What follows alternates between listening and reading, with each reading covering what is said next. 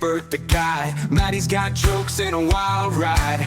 30 minutes, no time to spare. Stack your lineup, win anywhere. SuperCoach Halfa, get your edge, get faster. Taylor leads, Matty's laughter. NFL SuperCoach Halfa. G'day, Super Coaches, and welcome back to the NFL SuperCoach Halfa. But thanks to the Aussie Gridrion Network, it's episode 7. And mate, kind of feels like episode 7.2 today. I'm very sorry to do this to you, but we recorded a lot of this earlier in the day. Matty C over here tripped over the lowest hurdle ever by not hit record. So we're here for a second lash, mate. SuperCoach Pod 8. Matty, we're on to week 3. And my team not only shat the bed, it also did a pee. Let's go! Now, the joker I made the first time we talked, when you had something that rhymed like that, was, gee, it's actually difficult to pull both of those off in the same night. So I feel like it's worth revisiting. Delivered perfectly. This reminds me of Tenacious D. Like, this is not the greatest pod in the world. It's just a tribute. This is tribute show for all you out there, because I promise what we recorded but didn't record was the best podcast of all. Yeah. This one will do. It's serviceable. This is what happens when the quarterback goes out and you have your backup come in. This is going to be absolute shite compared to that podcast, but we'll do our best. I mean, it was flawless, the one we did earlier. Not a single thing wrong with it. Would have won awards. Yeah, world record podcast that we missed out on, but we'll give you about 20% of the goodness of that. Well, don't promise that much. It's a bit lofty. But we've got a fair bit we want to go through, because we've got 2 weeks of results in the bag now. Some guys who performed in week 1 that then let you down in week 2. Some guys who maybe didn't give you anything to work with in week 1 who've now, done some redemption in week 2. And then there's a couple of players we need to panic about. But before we crack into that, we've also got other things to consider. We've got a little bit of a chat about what the 3-week average means and what that means for breakevens. It was something we talked about last week as well, but I think it's well worth repeating because recency can really cloud people. And then we also want to talk about the most traded in and out players, the trades we've made through the week, a bit about captaincy options and some matchups we can bully up on. I'm loving that. We've got so much to get through. Yeah, mate, it feels like deja vu. I swear we could have already talked about this already. It's just so fresh in my mind. But, mate, can't wait to get into it. Oh, it's going to be great. So, quick shout-out, though. We have got an amazing SuperCoach Halfa SuperCoach competition running. There are 300 people in this competition, Tay. One of them is going to win a pretty sick prize. But we've got a few folks who are really making some hay in that competition. Want to tell us a bit about it, mate? Mate, honestly, I don't think I could have talked about it anymore, but I am so humbled and so thrilled with the support that you and I have had for this podcast that doesn't even get recorded every single time. The support that we get is just phenomenal. That'll only be one of the 1,100 jokes I'll make about that, by the way. They're coming like rain, yeah. Honestly, guys, like the super coaches out there, like for an independent podcast like ourselves, like for you guys to share, give us this much support. We are truly humbled and so happy you guys have done that. So thank you so much. As we've mentioned, to the 300 people in the group, that we are giving away a custom NFL jersey and also a shirt for an AGN, Australian Gridrion Network shirt, over $200 worth of value. So I hope that's something that you guys really, really are keen to try and play for. And, based off all the DMs and all the messages I've been getting, you guys are really, really stoked with that prize. So I hope that's something that, shows our gratitude to you guys for the support that you've shown us. Yeah, and look, we're also just, we're just dads who do this in our time around our lives.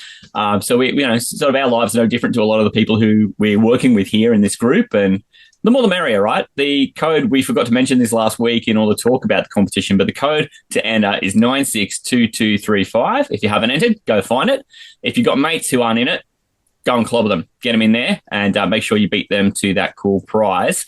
You'll also stumble across Taylor in every Facebook chat group that there is about SuperCoach at the moment. So make sure you ask questions too, because the other great thing we do here is we dive into the mailbag and we'll answer some questions for folks who are just going through the same struggles we are. And you can find us at Aussie NFL Fantasy on Instagram. You can also catch me at Matty Podcast or Taylor at Taylor41 on Instagram to ask there too. Do not be backwards about asking questions. Yeah, I've been in that many DMs. I'm assuming I'm surprised I haven't been given a straighting order. So thank you all for everyone that actually being positive about all the people's DMs I've been in. But like I said, it's been fantastic what you guys have been giving back to me. I'll just touch on the top 5 in Please our do. leaderboard. So we've got a new leader at the top. He's just hanging on at the top by 1 point. But Jungle Big Flaps, coached by Justin. We've got some amazing names at the top. Jungle Big Flaps. Jungle That's amazing. Is not your city Big Flaps or your country Big Flaps, but Jungle Big Flaps is in front.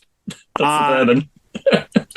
Our main man, Reese, who was second in the overall leaderboard last week, he stayed second. He's only behind by 1 point. He's been reaching out to me a few times in the DMs, but the Townsvillian, as I said, coached by Reese, is coming second, so he's doing really, really well. The Dak Street Boys, coached by, I don't believe it's the Kev that's part of our network, a different Kev. I didn't think there was enough room for another Kev, but we've got one. Not with the Cowboys reference. It's not the Kev we know. No, yeah, I don't think he'd be dead. Talking, actually talking positively about Dak, but no way. This is always a name that I've seen it on a meme and I've found it hard to actually pronounce. But even Steven with a list from Stephen is coming fourth. What an absolute amazing pronunciation by yours truly. This is the best one, mate. I think this guy should win a prize just for his team name. Oh, fuck, really? Full-blown Kincaids, coached by Paul. I think this man needs to come on a podcast because that definitely fits the wheelhouse of our podcast. So well done, mate, sitting in fifth. But like I said, reach out to one of us on Instagram. We'll get you on the show. Oh my god. It definitely it's the way that we do things here. So well done, Paul, for coming fifth so far. But I've talked sort of before about I'm not exactly having an amazing year. I'm sitting in 15,000 for the moment. So for anyone that's not in the top 5, it's only week 2. There is so much time to turn things around. But a huge congratulations to the guys that are up there at the moment. We're all coming for you. Does this mean that you're 6th, Tay? Because you're a bit of a savant at this. Look, anywhere from 6 to 300 that I haven't mentioned, we're all the same. Yeah, okay. No, that's it. We're all equal 6 in a way. Yeah. Definitely part of that mash. Mate, and I actually had a pretty decent week. For my standards, I don't really know what the ceiling of my team looks like, but I got 470 in week 1 and was really happy with that. This week got another 460, so consistency, but, not breaking through the ceiling of the mid-400s. But I'm very happy with that because as an NFL guy coming to SuperCoach, I just wasn't sure how it would translate, and I'm pretty happy with that. Puts me, I think the overall in all SuperCoach puts me about 17%, which I just don't know how long the bubble is going to stay without bursting, mate. That's what I'm waiting for. I'm waiting for the rubber to hit the road. Hey, you're doing a shitload better than me, so congratulations. Oh, really? Okay. I feel like we're going to discover why later on too, because we've got some buys and sells we need to talk about, and we'll get into the mailbag to help some people. And I know we've got a lot of connective tissue with our lineups with what other people are doing. But, mate, what we wanted to do to kick this one off too is just talk about that 3-week average thing. You described it really well last week, and it really helped get my brain working on the importance of each week and how long that week is fleeting in terms of the way your players are priced. But can you explain it again? And then I understand week 2 kind of comes with its own little set of circumstances. Yeah, I mentioned this last week for people not to panic on week 1 scores, because when break-evens and obviously money going up and down in week 3, it's based off a 3-round average, and essentially week 1 stays in that 3-week average for the least amount of time, because obviously after this week, prices go up and down. And after that, the week 1 score drops out of the 3-round average straight away. So basically, if you're looking at break evens, I would be focusing more on the scores in week 2, more so than week 1, because I'll use an example. Amon-Ra St. Brown. He had a Barry Crocker in week 1, and then people obviously earned, and then all of a sudden he pumps out a 69 last week. So all of a sudden he's got a break even sort of more around what his break even was at the start, but he's going to have that 69 carry through in his 3-round average for 2 more weeks and not the shitty score he had in week 1. So this was why I said not to panic on break evens in week 1, because things can turn around really quickly. Jamar Chase is another one. Like he had a bad score in week 1. He absolutely dominated in week 2. Yes, we've got our concerns about the quarterback situation there, but it opens up a situation where you can watch him for another week, because that big score that he just had in week 2, it stays in his 3-round average for 2 more weeks. So this is why I said not to panic week 1. And it obviously makes, the break even is based off the first 2 weeks, but obviously looking at those week 2 scores means more than what the week 1 score was. Yeah, I think that's good to know, because I continue to think about 3-week averages.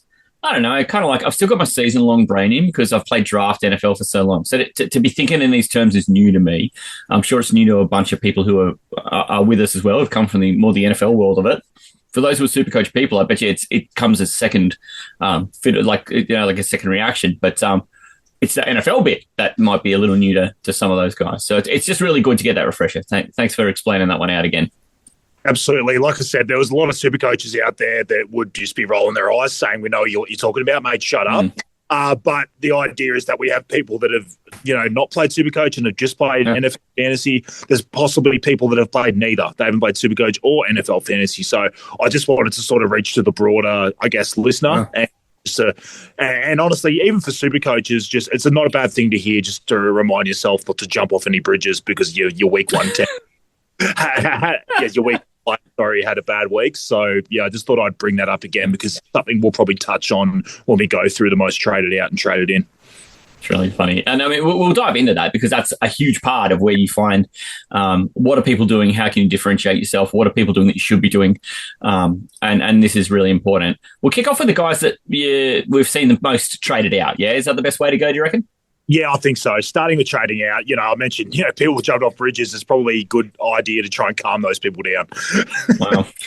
Good luck calming the 2,000 people down who chucked a Murray and Hampton off a bridge. I've got to say, I've got my concerns with him as a player, but given his price, should I be? That's the thing I'm finding hard to understand here, Matty. See, look, like as a general NFL fantasy player, I do have my concerns moving forward about Najee Harris. Like you and I didn't really take much on Murray Hampton in regular NFL fantasy because we thought that Najee would have a big role, and then all of a sudden he had the 4th of July incident where he, basically blew out one eye and become a pirate. And so that gave Hampton these awesome opportunities in the first couple of weeks and didn't kind of take it. And then I believe that Najee's only going to get more involved as the year goes on. In saying all that, I just don't understand at this price why you'd be moving on. It's a break even of 4. If you've got I guess a Javonte Williams or something like that, you could maybe move up to. I can kind of understand that. But in general, Amarian Hampton to me seems like the perfect guy just to sit on your bench. He's going to have decent games, even if he's splitting carries of Najee later in the season. So, I don't see him as an urgent sell with all the other great buys and sells out there. So I'm personally holding. Okay. So, and I mean, it sounds like you understand why people might sell, but really, probably the recommendation is if you started with him, you might as well hold him. I don't know about Drake London, though, mate. He's a $16 million investment, and he has not played the way we'd sort of hoped. Had some pretty quiet weeks.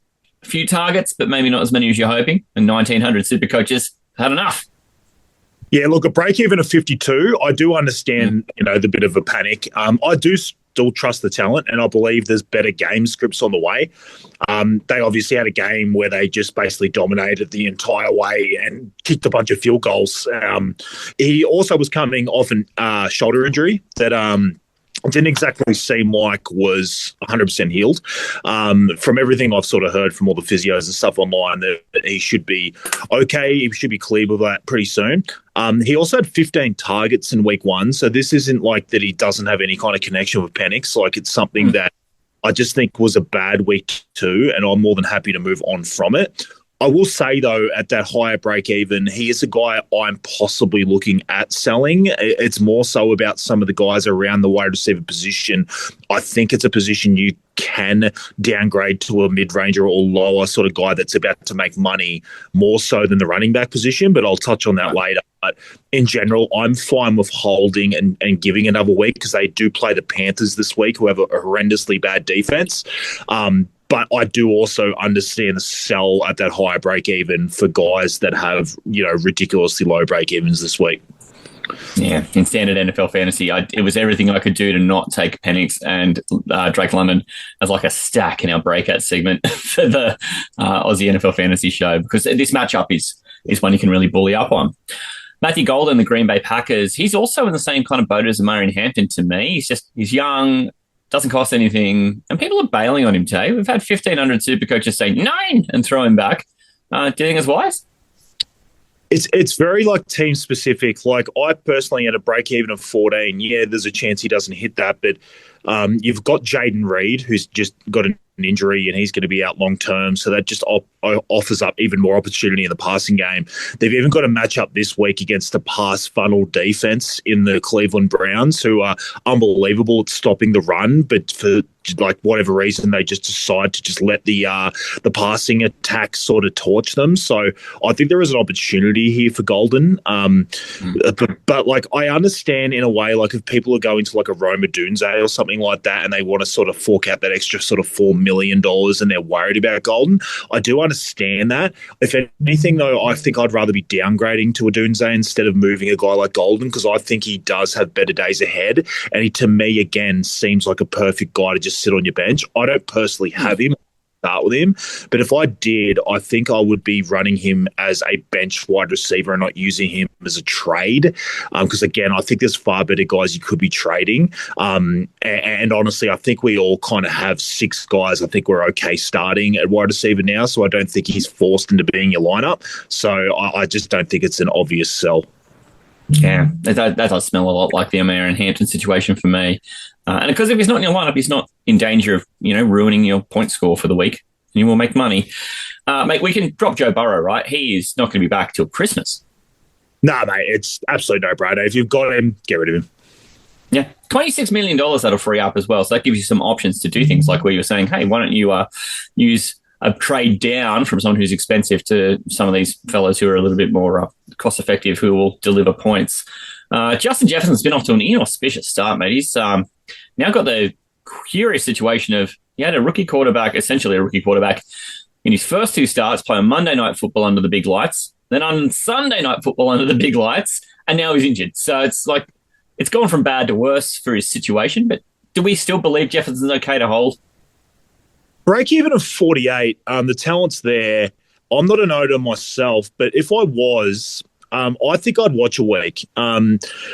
This is sort of a different scenario than, say, Browning from Burrow. I'm not sold that Wentz is an enormous downgrade from McCarthy. McCarthy wasn't really showing a lot with Jefferson already, and honestly, I trust KOC, the coach of the Vikings.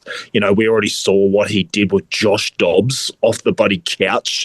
The dude was basically at NASA, as a rocket scientist, and just rocked in, and buddy had 2 awesome games with KOC in this offense. You saw what he did with Sam Darnold last year. If anyone could turn Wentz into a fantasy asset and someone that could facilitate Justin Jefferson, it is KOC. So I think I would like to watch it for a week. And the fact is they get an awesome matchup against the Bengals, who are just getting torn for the last few years. So yeah, I personally would wait on Jefferson and just see how it looks. But I have no issue with people sort of jotting him down as the first guy you might sell next week if things don't turn around. Okay. I've got Jefferson in my lineup, so it's a consideration. George Kittle, mate, is this just maybe folks who... He's going to be out for a month, right? We know that. He's on the IR by his team's designation, which means he can't actually... He's not allowed to play for 4 weeks. He's already sat one of them out, and he's still got 3 to go. This must just be people who had other priorities last week and just didn't shift Kittle out. Yeah, I think this is people who just sort of weren't keeping up the news, or they just out hope. I think he's a no-brainer sell. Like you said, he's on IR. I've even heard info that he might be more like 5 or 6 weeks, not just the 4. So, at that 15 mil, he's too much to just hold. So he's a definite sell.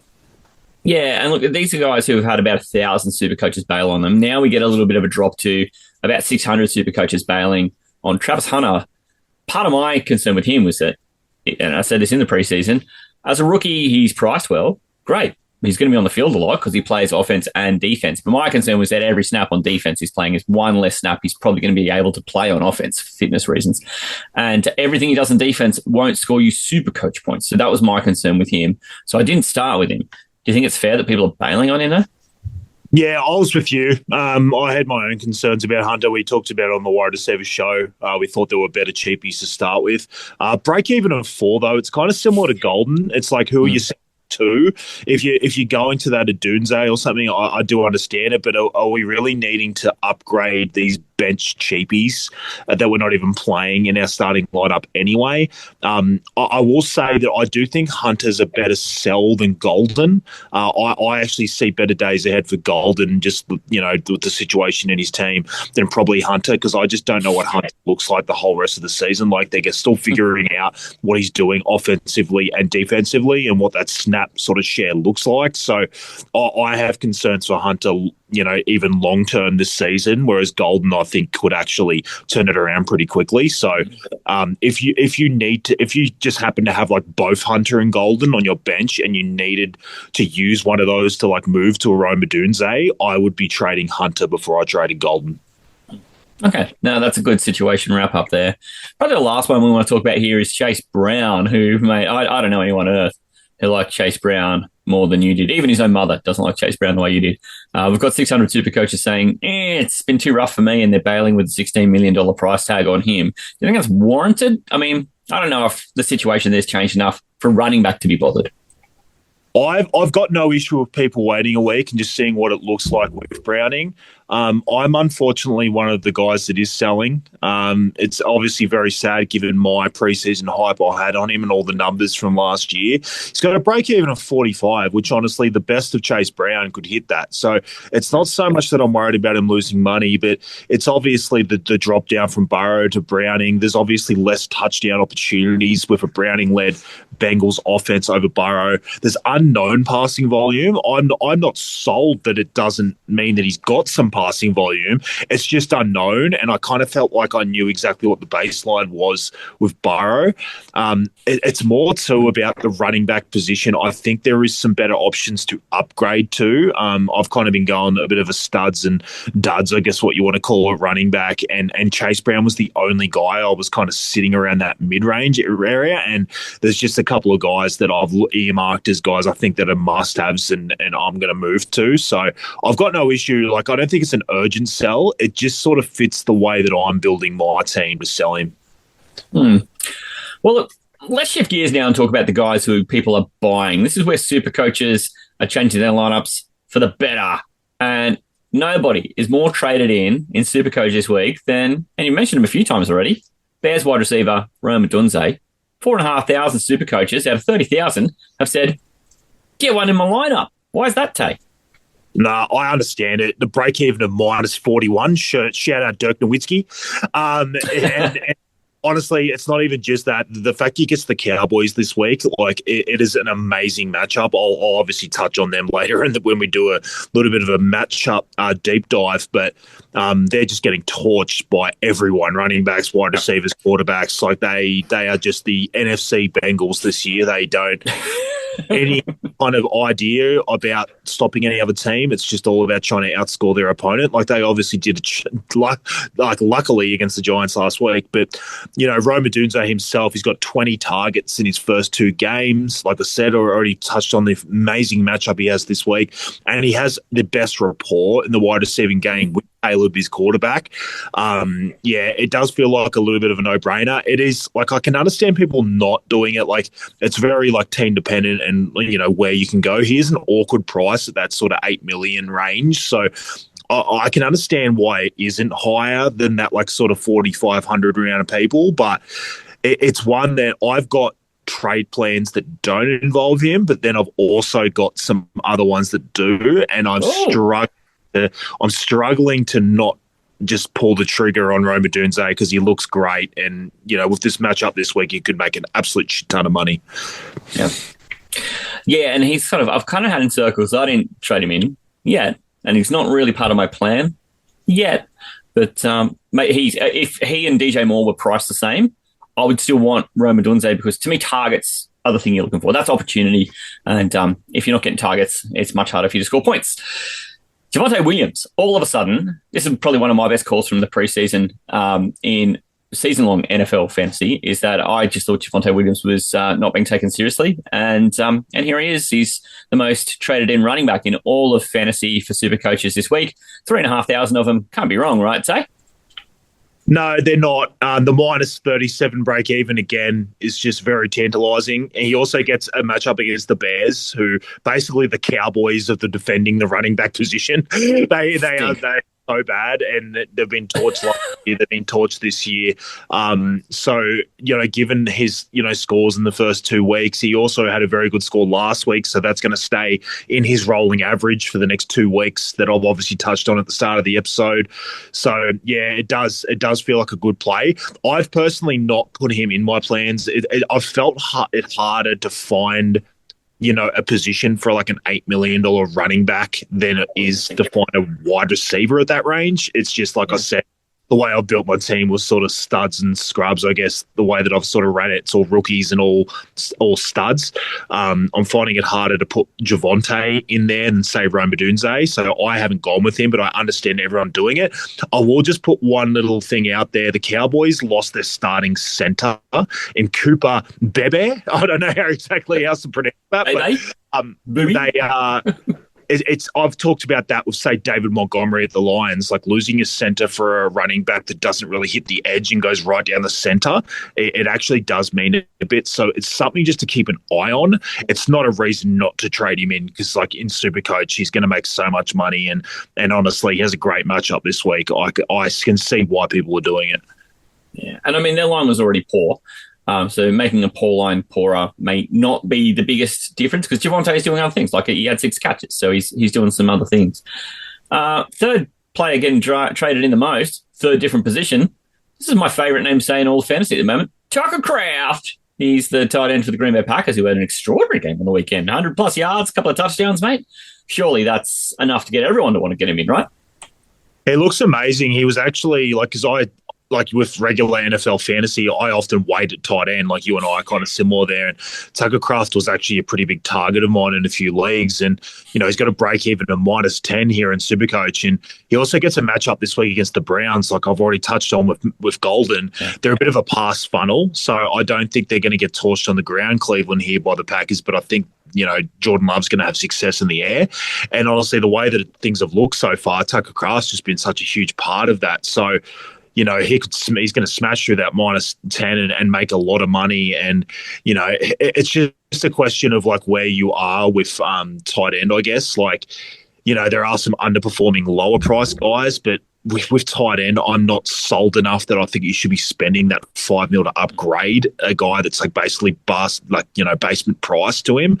But if you want to downgrade like a Kittle, if you missed out on the Kittle to him, I completely understand doing that, banking the $6 million and taking the Tucker Kraft points. Or even I was an Njoku owner. I'm not going to go to Kraft with him with the way I've got my trade set, but I completely understand that sort of range going down to him. But the minus 10 break even, it does feel like a little bit of a no-brainer in the tight end position. You're not going to go wrong. Yeah, and Njoku's been a problem. But look, it's a difficult position because there's only a couple of guys who really jump off the page in terms of point scoring, and then there's a couple of guys who jump off the page in terms of cash generation. So it's a really polarizing position. Oh, mate, the fourth most traded in guy in SuperCoach. We had 1,800 people getting Tucker Kraft in. It's only about half as many, but I actually like this one even more. Puka Nacua for the Los Angeles Rams. He's their nifty little wide receiver. He's shown he can get it done different ways too. Did he have a rushing touchdown this week as well as all those receptions? Matty C, you know how smart your co-host here is, and Taylor Goodall. I don't know if you've heard of him, but oh fuck, careful. we did a wide receiver show and I sat there and you asked, we went through all the guys, the top owned guys, and I brought up that, I had Puka Nakua in my team, I had Amon-Ra St. Brown in my team, I had this just perfect lineup set up. And me being me, just being this absolute goober, I just decided to trade both of them before the season started. And now I'm sitting here Puka-less. What are you doing? Want to be Puka-less. He also isn't really that highly owned, which also was an enticement for me. But for whatever reason, I went away from him, and it's going to be one of these things that just gets away from me because the hard thing with him is, he's so safe to a point where a guy like me who's kind of pretty far down in the rankings, he's probably not going to be the guy I target because, yes, he had a 45-yard rushing touchdown. That's not the norm for him. Generally, he's not a high touchdown guy. He's got a break-even of 6, safe, 18 receptions in 2 games. Like the epitome of safety. Like he's going to have volume coming out of his arsehole like this year. He's never going to stop getting catches. But he's not going to be the guy you probably are going to win SuperCoach with. He would have been the perfect guy to start with and just hold because he's not going to lose any value. If anything, he might go slightly up. I love him. I know people are worried with Davante Adams turning up there, but there is just so much to go around, and he is such a crisp route runner. He just always gets open. He's so good in the contested catches, but then he's so good at getting open as well. So to anyone that started with him, congratulations. Like I said, if for guys that are near the top of the rankings, this is a perfect buy. If you're low like me, I don't know if he is the right buy because I think there are guys that have bigger spike weeks than him that have higher touchdown opportunity. So it really is dependent on how you've started the season to me, but I can't hate on anyone to get in Puka. He's amazing. Yeah, I guess that's the thing, isn't it? If you're chasing because you've got off to a bit of a slow start, Puka's not the guy to help give you a spike week to catch you up. He's definitely more like set him in. He's stable. And that's kind of the appeal I've got with him. I'll talk a bit about that later on too, I think. Dude, the most traded in fantasy quarterback in SuperCoach this week is only the second highest scoring quarterback in all of fantasy, mate. 900 people have traded Dan Jones from the Indianapolis Colts in. Why? Well, as we all drew up, Matty, we all knew that Daniel Jones was going to be top 2 in the quarterback position. I actually am surprised he's not quarterback 1. If anything, he's having a bit. Top 2. That's disappointing for Dan Jones, isn't it? super disappointing. But I guess we'll some positive. Your stocks up. I will look minus 21 break even. I don't hate on anyone for going it because obviously he's going to make money. I will just say beware of things we have seen in the past with NFL fantasy. We were sitting here at this exact same time last year with the New Orleans Saints, who had basically put up 40 and 50 points in the first 2 weeks, and everyone was clamoring for Derek Carr. And he just shat the bed the entire rest of the season, and everything just went to crap. Their coach all of a sudden lost his job, and he's now a coordinator somewhere else. Like everyone just thought that this team was set up for success, and it went pear-shaped. So I wouldn't be completely giving up your Colts beliefs from before the season all straight away. I will say that I think Daniel Jones has a better baseline as a rushing quarterback than, say, Derek Carr was last year. So even if there's games where they don't score a shitload of points, I think Daniel Jones could still be relevant for fantasy. I'm just not personally buying in on it because I still think you need studs at the quarterback position, or we've got McCarthy as our bench. I don't really know where Daniel Jones fits, and I just don't fully trust it yet. But honestly, Godspeed to anyone that goes for it because he will make money. He's got a great break even, and if this Colts thing's for real and you get in on the basement floor of it, go for it. Yeah, I got to say, that's going to be something that it's going to take somebody who's braver than me to move out of one of these stud quarterbacks to go after Dan Jones and claim he's a stud, because that's what it's going to take is Dan Jones to prove that he can do this all season long for people to be really right about it. And I'm okay if that's somebody else. The guy who I would like to be really right about is Malik Neighbours. He was a $17 million investment at the start of the season, and we've seen nearly 900 super coaches want a slice of that this week, Tay. He had a ridiculous game last week. Is it something that will repeat? Yeah, look, he is a freak. And the problem is, honestly, off the bat, is that he played against the Cowboys last week, and their defense is a bag of dicks. They cannot anything. And that's my concern is, before the season started, I know problems with the talent of Malik Neighbours. If anything, if he had a better quarterback situation, I would have had him in that like top echelon of wide receiver. And my worry is that like people all of a sudden are just going to start trusting Russell Wilson because he had this amazing 450-yard passing game last week. But the fact is, it was against this horrendous Cowboys defense. We see him against the Chiefs this week. It couldn't be any more polar opposite.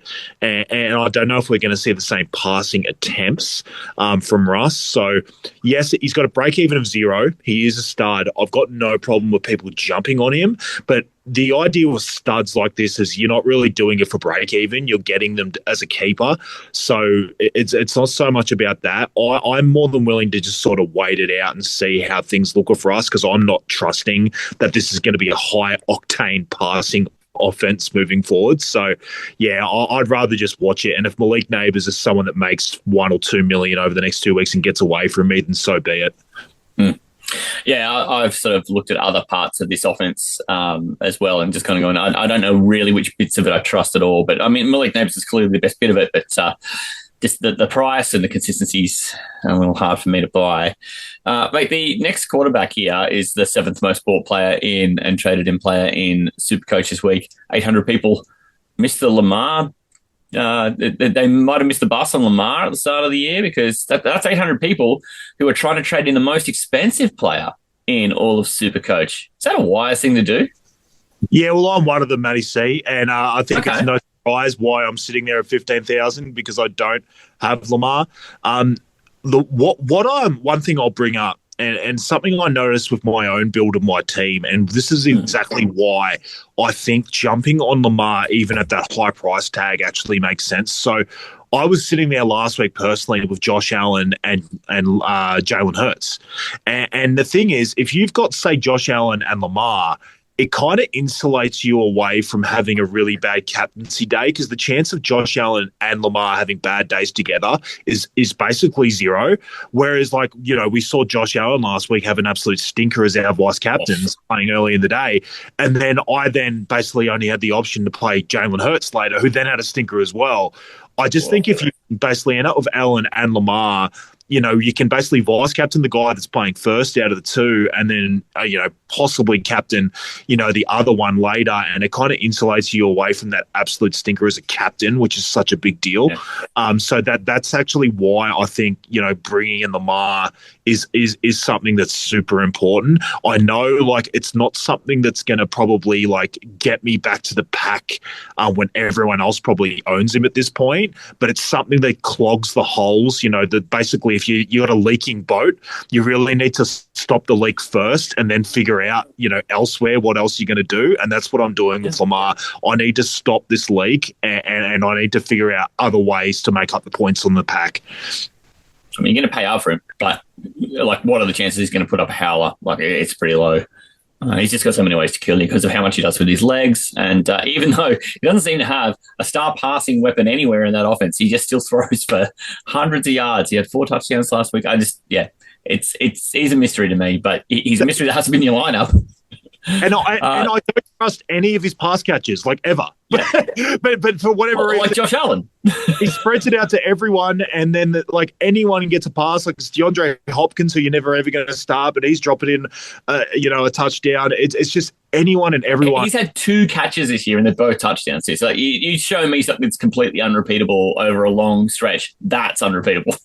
I will say this week too, like the Lions, like I said with the Browns, are a bit of a pass funnel. Like they are very good against the ground game, but they are susceptible to the passing game. So I do think there's another chance that Lamar could have a very good passing game this week. Yeah. So just keep that in mind. But in general, I just think Lamar at this point, I just think he's at a point where you just got to have him because I think you're just going to start getting left behind, like I kind of already have started to be by not having him. Yeah. I mean, and again, it's bold to be bringing in the most expensive player in the entire game at this stage. But, you just need points, right? The game is about points. The last guy we want to talk about here is the 8th most traded in fellow. His name's Troy Franklin. For those of you who don't know him, which I imagine is quite a lot of people, he is a wide receiver for Denver who last week just kind of found himself in this wonderful role and he touched the ball, I counted this, there were 5 different times where he had the ball tossed to him where he was behind the line of scrimmage, so starting behind where the ball starts to play from, just to give him the ball so we had room to run into. So this is something that's pretty deliberate by Sean Payton, their coach. But is it something that you think you can bank on, Tay? It's not for me.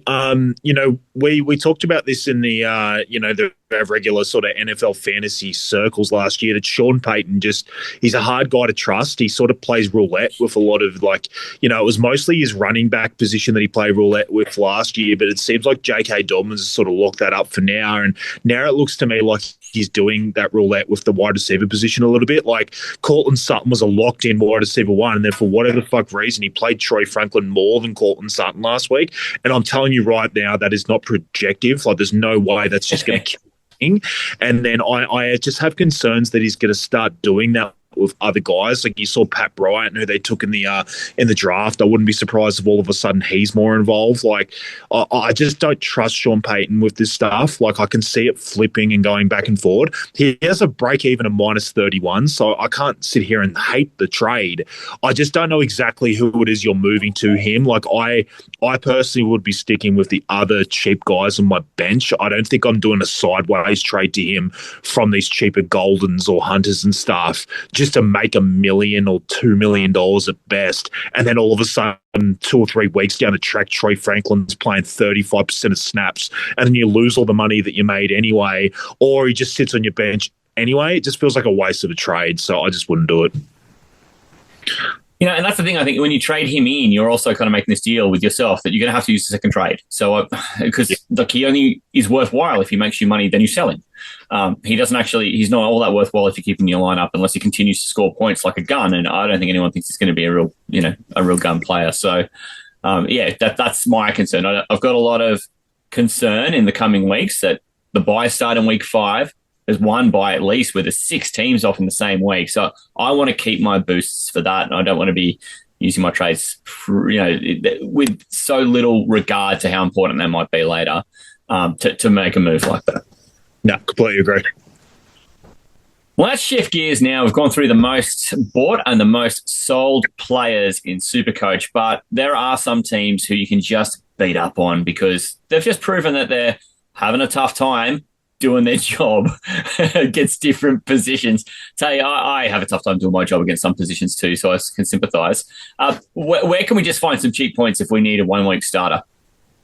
So I've taken a look at it this week, and the first couple of weeks I did this, I generally just took last year's data because to me that was the biggest sample size, and I just felt like even last week taking a 1-week sample size from what we've seen, there's always reasons as to why you might have played against Josh Allen, so there's no of course you're shit against quarterbacks, so I didn't really felt like that correlated. But what I've done this week is I've basically mixed last year's data, obviously a bigger sample size of 17 games, with what we have seen so far this year to get the best idea of the best matchups to target. So what I'm going to do here is I won't go through like 5 like I've done the other weeks. I've basically picked out a couple or 3 at the running back position that's good to target at the moment as we're sort of obviously gaining more data from this year. So the best quarterback matchup I have is the Dallas Cowboys. I've already touched on it as we've talked about some of the bought and sold guys, but they were last against the quarterback position in 2024 and they're currently 3rd last in 2025.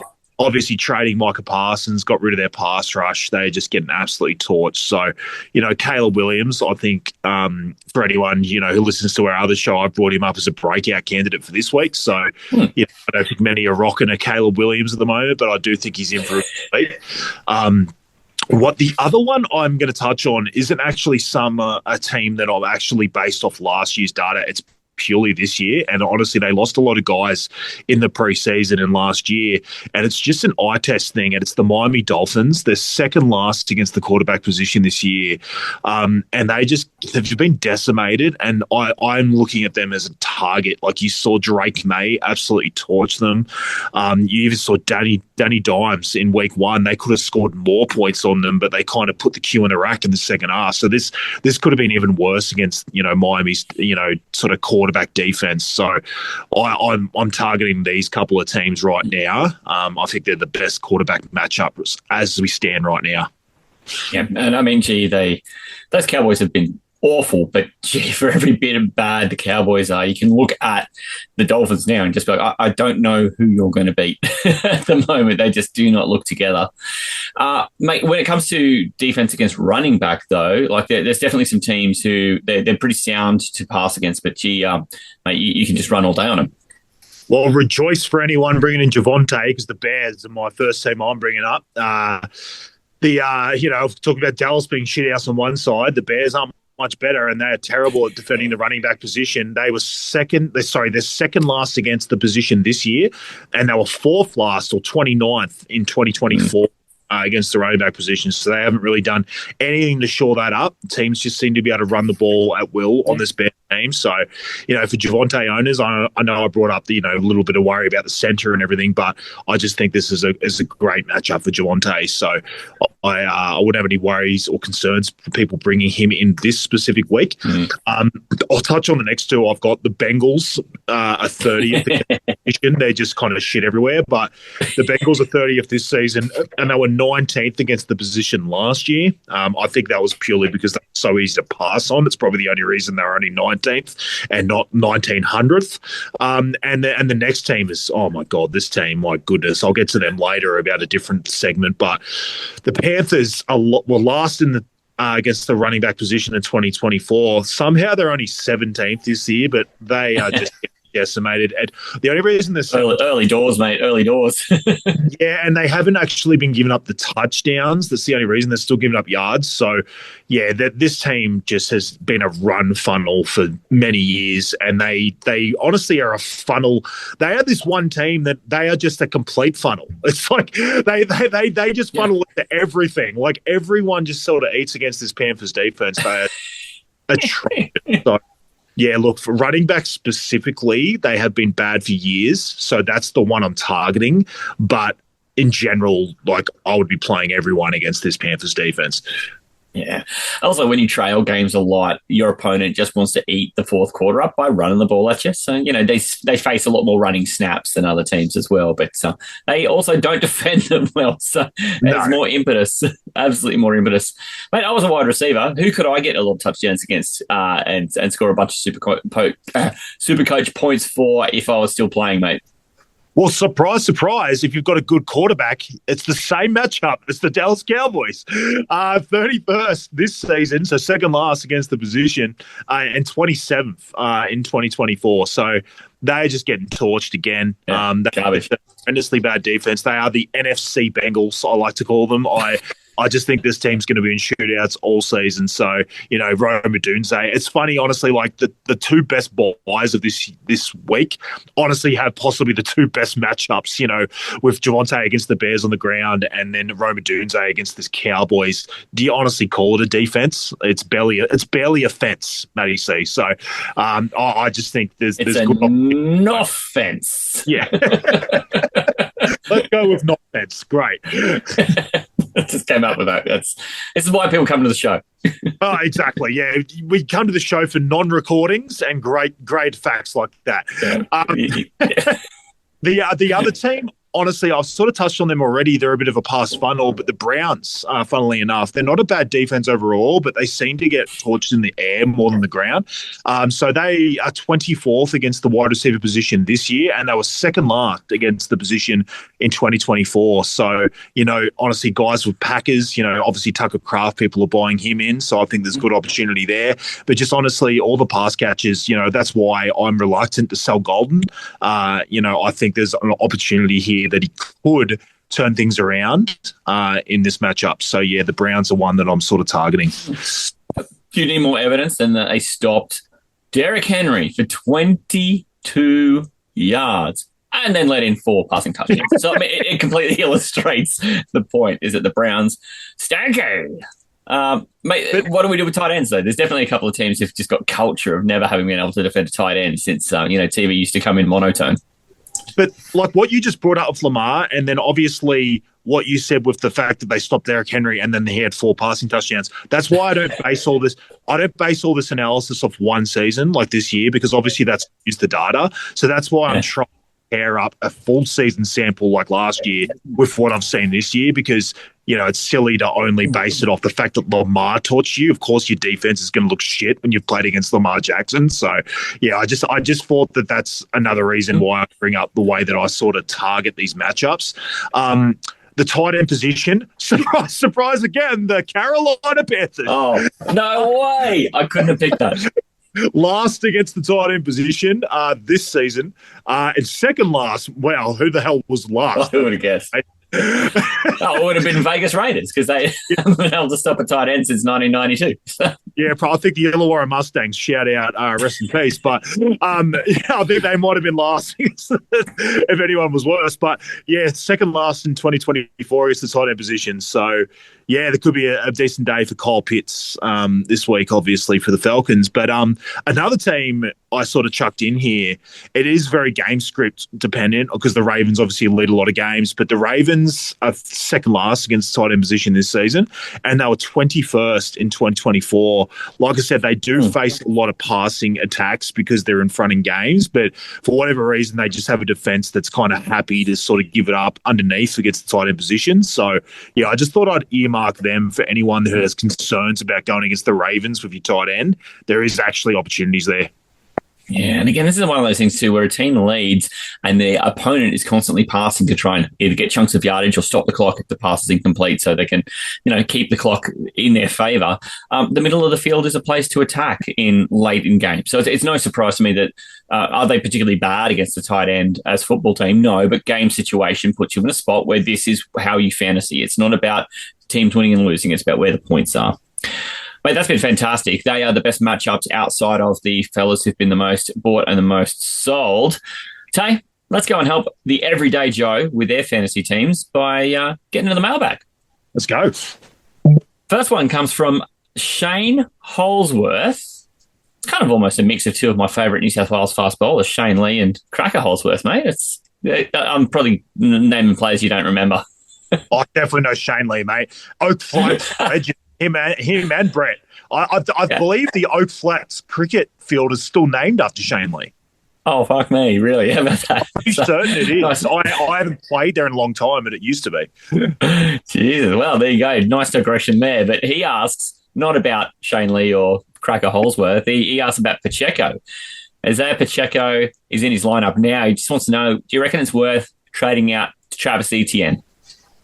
I do like that trade, to be honest. I will say, as a bit of a caveat, I do want to see Travis Etienne against a better defense because he has basically come up against two of the worst defenses in the league in his first 2 weeks. He came up against the Panthers, like we've already talked about, and then the Bengals, which we have also talked about. So I am interested to see what his numbers look like. But the fact is, it's not always about defenses and matchups of running backs. It's more about snap percentage and opportunity. And ETN is just getting everything, basically. It's basically him and a bit of Bashal Tootin. And obviously they traded Tank Bigsby before the season started. So I really just like ETN's situation. So I just think he's in far better position than Pacheco. So if you're just looking at this, in a nutshell and, in a vacuum, I think the trade makes sense because Pacheco is just doing nothing. This Chiefs team doesn't seem to want to run the ball. They're basically running the ball with Patrick Mahomes, their quarterback. So I really like this trade specifically. Like, do I believe that you have to go to ETN from Pacheco?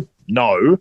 But, I'd rather you go to like a Javonte because I think there's opportunities there to make more money and I like his matchups. But I've got no problem going to ETN either because he's proven that he's got a way better situation than people thought before the season started. It was probably my other really good running back call in season-long fantasy before the year. I'd sort of thrown a bunch of chips behind him when he wasn't super popular. And, yeah, look, he's had the benefit of having some shite defenses. If only he could play the Bears this week, that'd be great.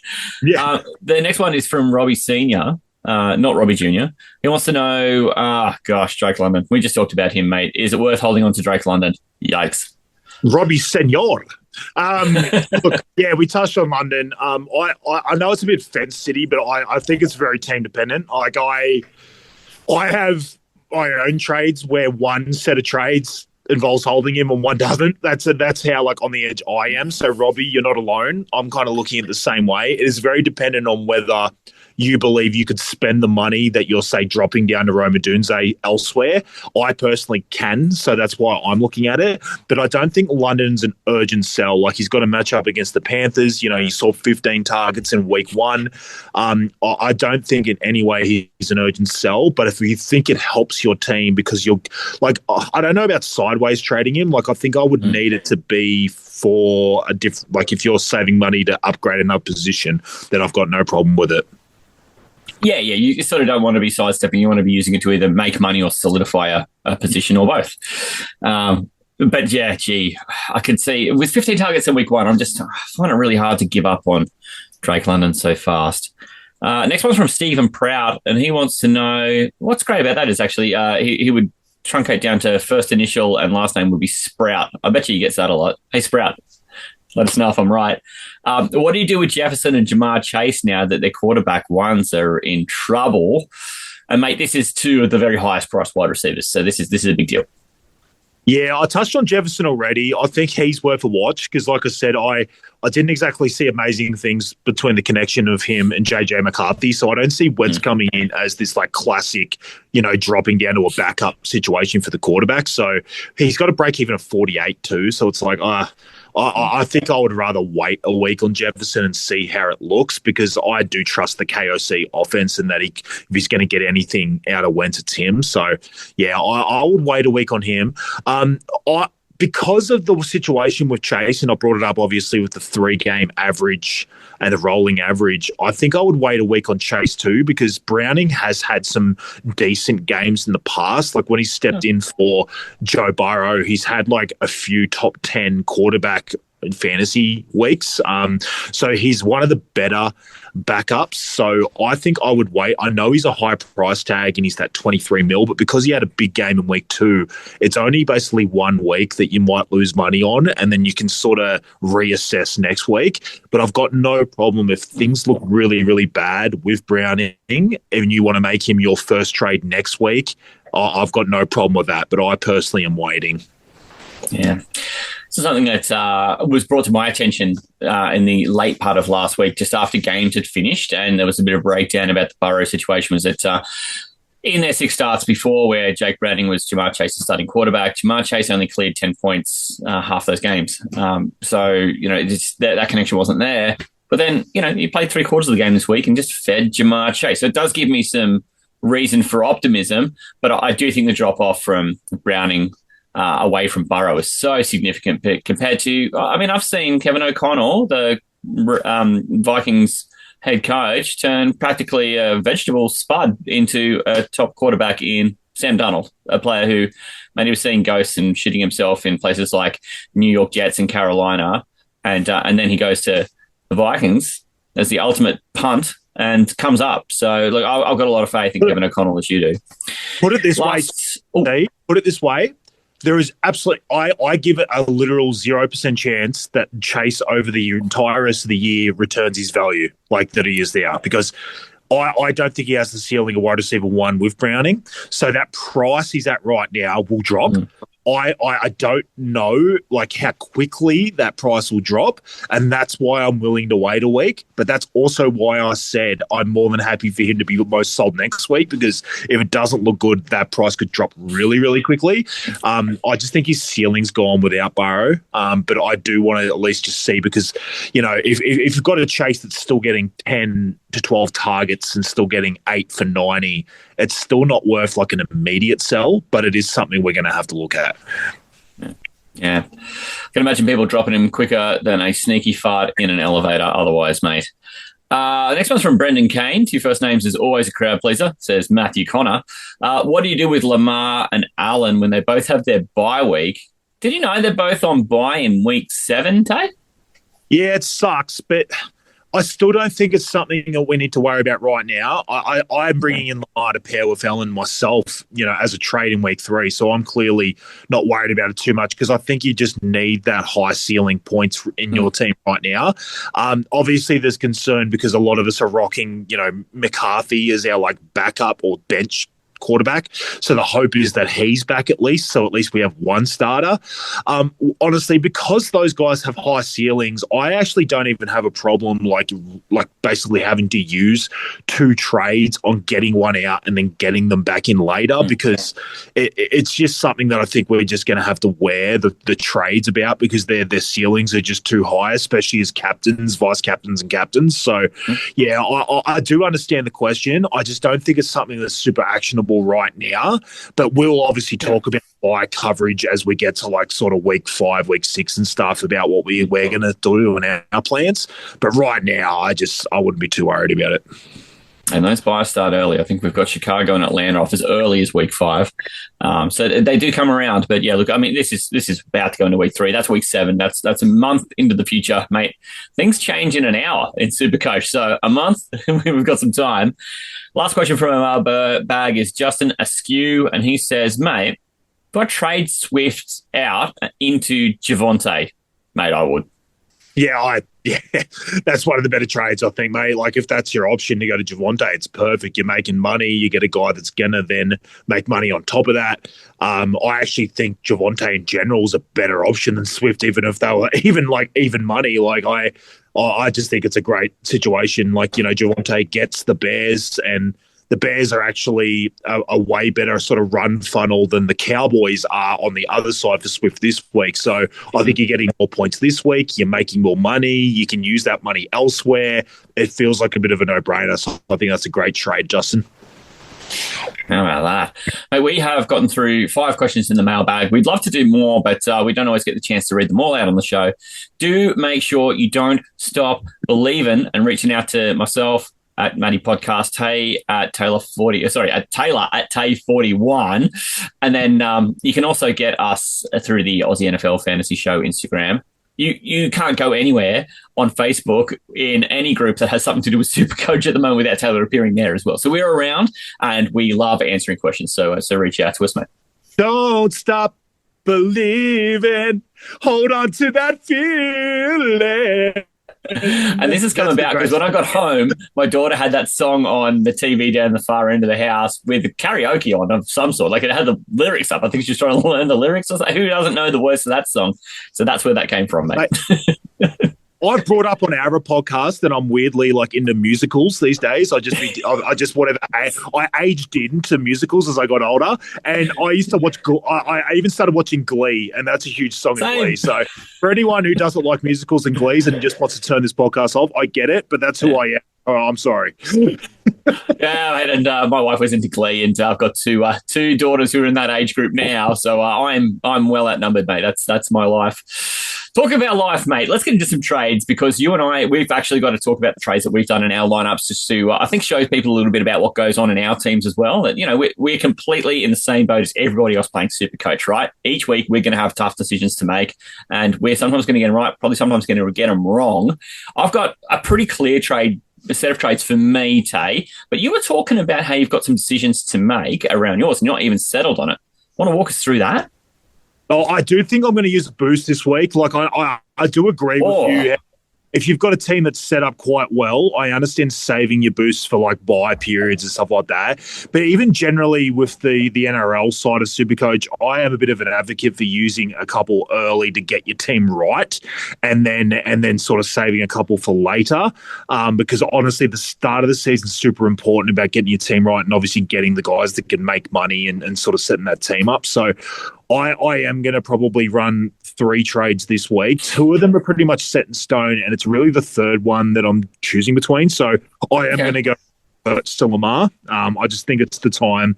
I think I need that ceiling. I need a situation where, you know, if I was to VC Allen, I really need that sort of captaincy option that I felt like I didn't really have last week. So yeah, I do feel like that's a rough week when you've got Allen and Hurts, and you got a vice captain or captain them, considering the weeks they both had. That's rough, mate. Yeah, it was just a tough one, but obviously, like, people that had Lamar and then also captained him on top of that just got such a leg up. So definitely hurt me there. My second trade is going to be Chase Brown to Bijan. It was a bit of an eye test thing. Bijan is just phenomenal, and that matchup against the Panthers this week is so tantalising. So, again, he is highly owned, so it's not one that like I look at and go, yes, I'm going to make up all this ground on people because of it. It's just, again, it's about sort of fixing these leaks in my team.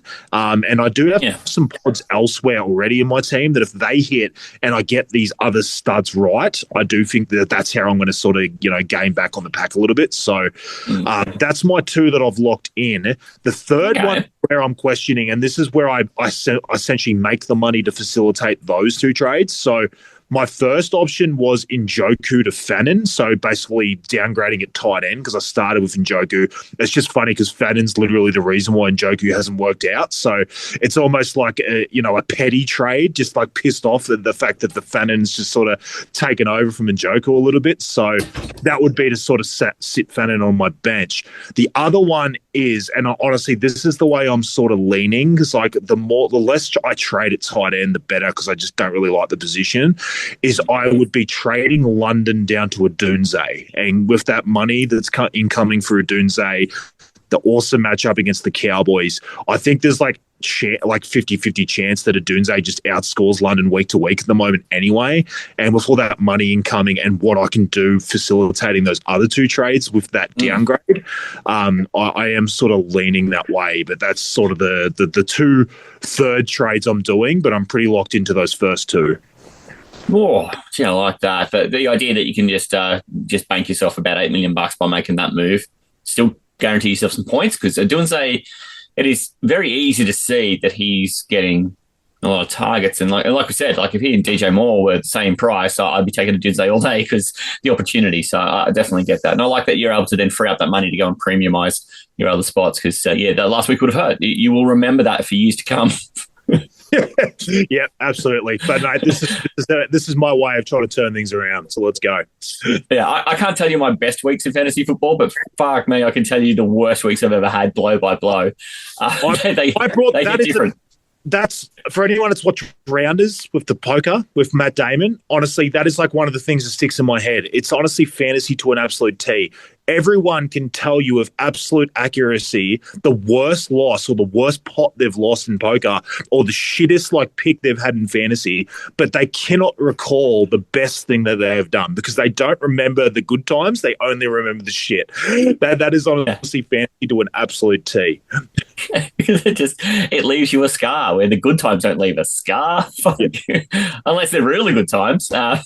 Then that's partying a bit different. But I'm pretty set on my two trades. And what I want to do is that I'm much more nervous about the Jamar Chase situation. So I'm pretty happy to go and throw him back. And that's going to free up $24 million almost for me.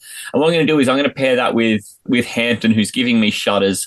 And I feel like I can use that running back situation a little better. And I'll explain that in a minute. But Hampton is currently sitting on my bench. I'm just going to tip him because I've got another cheapie who's bothering me, who I think has a better chance to continue to grow, who I'm going to use in that bench spot. Shifting those two out, I'm going to bring in Javonte Williams, who's going to become an instant starter for me. And that's a $4 million additional spend at running back. And then with the other part of that money that I've saved, I'm going to go and use $17 million, almost $18 million on Puka Nacua. I'll have $2 million in my back pocket from this. And both of those guys, to me, have immediately better situations that are more stable. And that's what I'm hoping for here. I've started out of the gate pretty well, and I was not expecting to be in the top sort of 15, 17% of SuperCoach at this stage. So now what I'm trying to do is hang on to it tooth and nail. The player that I did have on my bench, who I want to hang on to, is Ashton Genty, because I do feel like better days will be ahead for him. And I've got Travion Henderson as the other rookie. So those two rookies are going to sit on my bench, and that allows me to bring Javonte Williams into my starting lineup.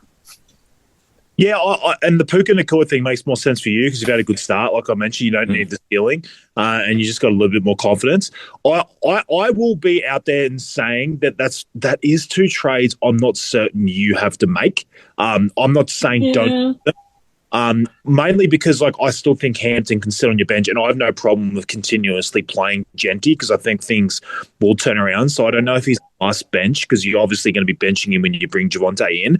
I will say though that I do think it is smart to either bring in Javonte or Dunze this week, and that's why I've struggled to not bring in either, because I just think they're kind of no-brainers with their matchups and their money that's incoming. So the fact that you're bringing one of them in, it makes it hard for me to say no. But I do kind of like your situation, and if you could save trades, I also don't mind that option either. But if you're locked into that, I've said this from the get-go, don't let a wanker like me fucking talk you out of what you want to do. You go with your gut, and if you think this is the right direction to go, then go for it. And I mean, this is the thing, right? I like putting this kind of thing in front of you because I know you'll give me pretty honest analysis on it, because this is still kind of a bit new to me, this part of it. The NFL bit isn't, but the trying to navigate it under a salary cap and trying to generate money out of it is new to me. So I'm always interested in your take on it. But again, so far this year, some things I've touched have been gold, and I'm just kind of now hoping to keep that loom spinning. So when you say it's a trade I don't need to make, that part of my ears pricks up. But then I also think, well, yeah, this is about me getting stability, and I feel like it's probably the right thing to do in that it may save me trades later in the year. Yep, that's fine, mate. Everything you're touching things that go turn to golden. I'm touching things that turn to shit. So there's a difference between you and I right now. Well, mate, hopefully it turns from brown to gold for you this week, because, mate, you've got off to a rough start. We are going to wrap up the SuperCoach Halfa in a moment, but you wanted to talk about captains. You had such a rough go of captains last week. And mate, I have legitimately I tried to gear my team to have either Lamar Jackson or Josh Allen as my quarterback and flex, and captain or vice one of them. The way I've gone about it is I've just had Lamar as my captain every week and Josh as my vice every week, and that's been doing fine for me. So I haven't really thought hard outside of the box of what do I do until someone mentioned week 7. They're both going to be sitting down having a rest. That's a problem I can work out later. But that's how I've been approaching it. You've also sort of said, mate, there are other ways to go about it. They don't always involve quarterbacks either. Yeah, I'm generally going to be with what you just said. Like, in honestly 90% of the weeks, I think it is smart to just VC your Allen, Lamar, or like what, depending on when they play, vice versa. This week, I've just got a little bit.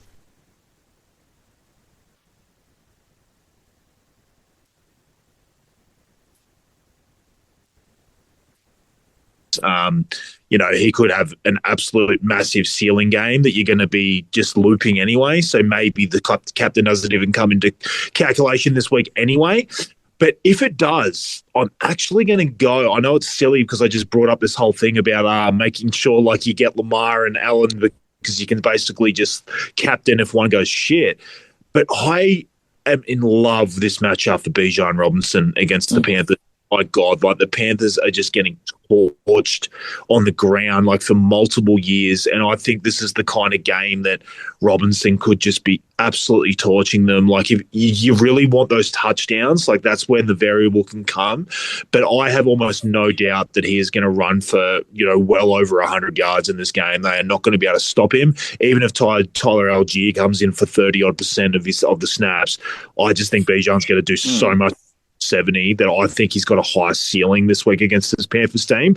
So I don't think it's going to be popular to do that, even though people are going to look at the matchup and they're going to look at Bijan and go, yeah, that's an option. I do think that other people are going to be going the quarterbacks. So that's where I want a shot on maybe taking a Bijan and maybe moving up the ranks with a bit of a shot in the dark.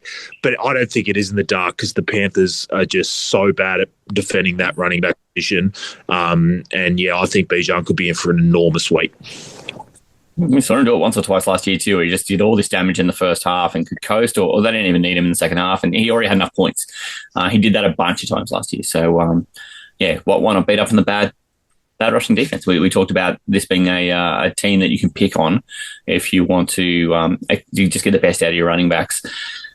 Mate, the only player who I'd sort of thought that I could probably rely on to captain if I needed somebody who wasn't one of those quarterbacks or just drop into that captaincy sort of, situation would be CMC, just because of how high his baseline is, and that he then has weeks that extend beyond that. He rarely has weeks down. He has weeks that are either very darn good or incredible, and that's it. So he was the only consideration I had about, if I didn't have those guys, who would I look to? Yeah, and it is correct. I think with the way the Niners are set up, CMC kind of doesn't have the ceiling at the moment. Like, I feel like he's almost like the Puka Nakua of the running back position, where he's just going to have like 40 to 50 every single week, which is great. There's absolutely nothing wrong with that. But I do worry about the ceiling with like Mac Jones there, and I do feel like they're going to be able to sort of defend teams well enough to play in these high-scoring games. So that would be the only... Okay.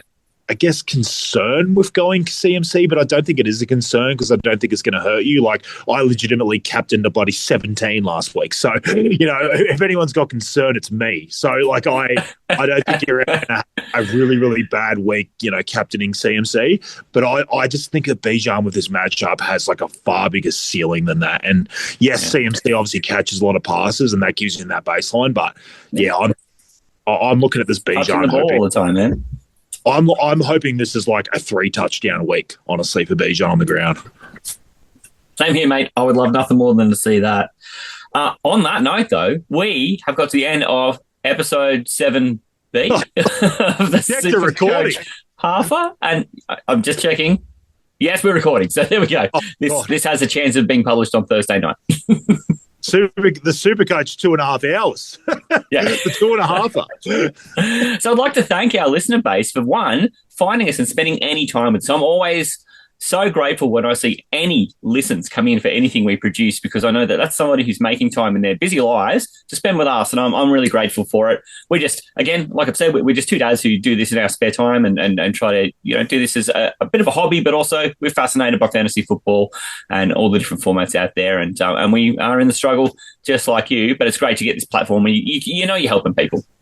Oh, mate, I've spoken about this a million times, but I am over the moon with the support we have had. Look at the 300 people that have joined our group, like our overall group, the amount of DMs I get from people that are literally chomping at the bit for us to release our next episode. Like, we have literally only done, 7 weeks of this. This isn't a podcast or a SuperCoach podcast that's been around for, multiple years. This is like basically a new one that people have taken on board and listened and made it part of their weekly rotation. And I cannot be more thankful to the SuperCoach community for the way they've embraced us. So we're going to continuously try and bring you amazing content and, try and help the SuperCoaches out there. Yes, it's not always going to work, as we've seen from my team so far. But honestly, I feel like sometimes it's actually better to listen to a person that's in a situation like me more so than someone that's dominating, because I'm going to be working my absolute ass off to turn this around, and I'm going to be working, chomping at the bit to try and find, ways to get myself back into it. And that's only going to help you guys, the listeners. So I hope you guys stick with me and Matty C, and we try and turn this around and, pick out some guys that are obviously going to turn things around in SuperCoach. But again, thank you so much, SuperCoaches, for the support. Oh, 1,000,000%. Thank you for those who've joined our SuperCoach Halfa League through the SuperCoach app. If you are listening now and you haven't joined, firstly, league code 962235. Go join. It will be in the show notes on any podcast provider you're listening to this through. You can just tap on the podcast. It'll be in the notes. And then also, if you know anybody who's playing SuperCoach who is not part of the group, mate, get them to join and then brag in their face when you beat them to the prize. That number again was 962235. The Aussie Gridrion Network is producing content most days of the week too. We've got the Aussie Gridrion today, which releases in the late part of the week, which is about Australian gridiron. So if you've ever wanted to see what Australian gridiron is like and what's happening in our country, the season lines up now with the American football season in the USA as well. So it's kind of cool that they run at the same time. Manjot and I, we run a lot of that, and that's Manjot from Pastry Press NFL on the Instagram. You can also find us at Aussie NFL Fantasy Show. Tay, we do that on a Friday and a Sunday every week. I've got a kick-ass guest this week. Cam the Ice Cream Man. How much fun's he? Yeah, he was amazing. Honestly, anyone who has to go check that out. Like I said, he's got his own Instagram page. He lived obviously over in Arizona for a while, and he came on and he had so many fresh takes, and we've had so many amazing guests on that show, like Australians that want to talk about NFL fantasy. So for any SuperCoach listeners that want to honestly get onto our shows, please reach out, because we're always looking for new Aussies that want to, Aussies, Kiwis, anyone in the Australasian area that want to just get on and have a chat about fantasy football. We'll bring you in with open arms and have a chat. So thank you so much, everyone, for listening. And, we're going to keep doing our best to give you great content. Yeah, and thank you too for those who support G'day Gridiron. They do the Aussie Gridrion Network's NFL analysis show. They had a great guest on through the week too. Matty Paddy, who came on, who's a Bills fan, to talk with the fellas on the show about the Friday night game, or the Friday game our time, the Thursday night US game. And then the fellas are all back as well. Ian, Isaac, Brad, Nick, go catch them. They also do a great show on a Saturday to build you up for the weekend games, where they do a game they each want to watch, plus the Monday night game. So there's plenty of great content across the Aussie Gridrion Network all the time. And there's our tipping competition as well. If you haven't found that yet, you're only a couple of weeks behind, so there's still a good chance to catch up, because there is a joke around that you can use where it doubles your score. Find that through our link tree, and all of this through our link tree. It is just on the internet site here, linktree/Aussie Gridrion Network. Hey, Tay, good luck with your SuperCoach team this week, mate. I'd really like to see you start kicking some ass, mate. Me too, Matty C. And honestly, just to touch base what we just talked about, Matt, who came on the G'day Gridiron podcast, he legitimately was someone who DM'd me about the SuperCoach. So he was a SuperCoach listener who wanted to get on either of the podcasts, whether it was a fantasy podcast or just the G'day Gridiron, and he reached out, and we got him on within a week. So, if you're out there and you really want to get on, that's proof of the pudding that, all it takes is a DM and just mentioning that you want to be on one of our podcasts, and we got it done. But as you said, Matty, thank you. Good luck to you, mate, with your team this week. And good luck to all the SuperCoaches out there. We're in this ride together. So let's go, baby. I'm glad we finally got a podcast out to you. Thank you for supporting us. Yeah, thanks for your patience, SuperCoaches. Have a great week 3. Hooroo. Hooroo. Thank you, guys.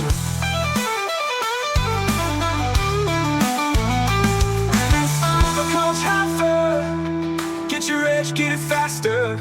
Taylor leads, Matty's laughter. NFL SuperCoach Halfa. NFL SuperCoach Halfa. Get your edge, get it faster.